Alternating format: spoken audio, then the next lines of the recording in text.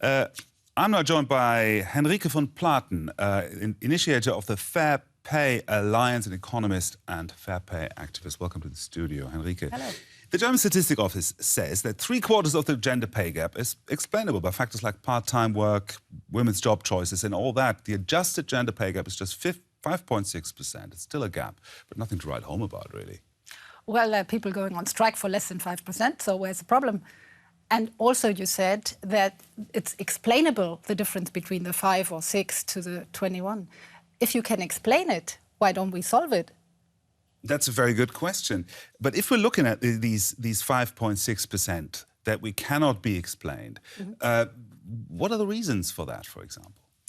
I think lots of different things play into those percentage, because that's the reason why you can't explain it. So one of the main factors, I think, is actually transparency, discrimination in a certain way, even not straightforward discrimination because I wanted to, but the indirect discrimination is part of it. What's that, for example? Can you give an example of that?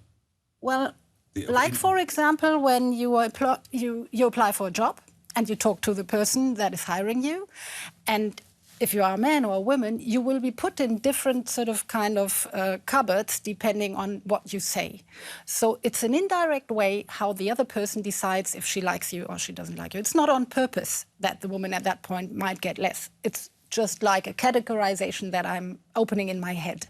And those role stereotypes play part that you can't explain. You can't say, oh, that's 1.5%. It's something that is there. We know about that. Role stereotypes are very hard to put into figures, but we all know they exist.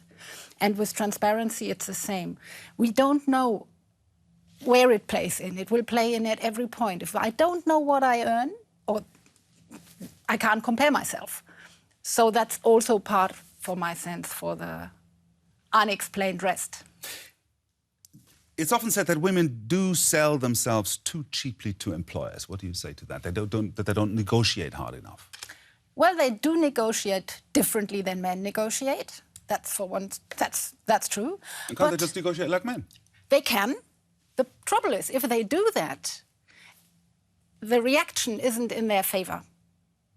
If a woman starts to react like a man and to negotiate like a man, they will say, oh, she's crazy, she's a bit too aggressive, she's whatsoever. So you're not supposed to be like that as a woman.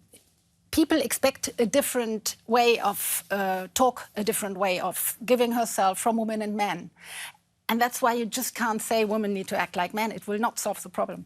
Henrike, I think this is a very important point raised in that report. Families, it's still usually the woman that takes out time from the job to raise the kids. Is that changing? Well, it's supposed to be changing slowly, it is, but it's not fast enough. And if you look at the report and you see that a man doesn't want to be seen, wants to state that he does that anonymously, you can really see that there's still something very, very wrong in society and in our heads. And I believe that we can only change that, or the point when we reach sort of equality at that stage for fathers and mothers, is when for a company, the risk, if they hire a man or the woman, is the same. I know the men can't get the child, but very fast after they can make the decision who stays home. And if that's equal, the companies will not tend to say, oh, we take the man because of the risk of the woman. The risk has to be equal. We're looking at the situation in Germany, in Western Europe, in the Western world. But if we think about the Arab world, Africa, many parts of Asia, are we talking about first world problems here?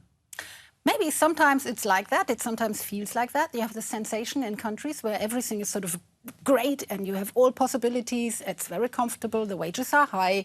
It's enough if one works. Usually it has to be the guy working, though, because the woman is earning less. So she will always stay at home if the wages are unequal. And then it gives you that sensation.